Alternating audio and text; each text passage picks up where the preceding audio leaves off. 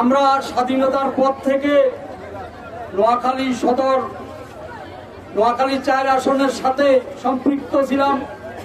স্বৈরাচার এরশাদ 1986 সালে আমাদেরকে হঠাৎ ওই সময় নির্বাচন কমিশন আমাদেরকে কোম্পানিগঞ্জের সাথে নির্বাচনী এলাকা ধার্য করে। অনেক দেন দরবার, অনেক চেষ্টার পরে 2018 সালে আমরা পুনরায় সদরের সাথে সম্পৃক্ত হই। অজ্ঞাত কি কারণে জানি না, এখন আবার একটা গ্যাজেটের মাধ্যমে আমরা জানতে পারলাম আমাদেরকে পুনরায় নোয়াখালী 5 আসন তথা কোম্পানিগঞ্জের সাথে অ্যাড করা হয়েছে।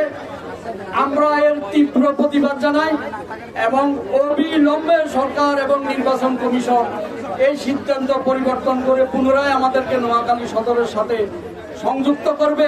আমাদের সংসদীয় 4 আসন থেকে 5 আসন নেওয়ার প্রতিবাদে আজকের মানববন্ধন থেকে আমরা বলতে চাই, আমরা শহরের নিকটতম প্রতিবেশী, আমরা শহর থেকে কখনো পূর্বাঞ্চলে যাব না।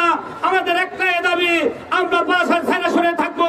আমরা এটুকু শুধু বলবো এক কথায়, আমাদের জন্ম সদরে, আমাদের ঠিকানা সদরে আমরা কোম্পানিগঞ্জে যাব না।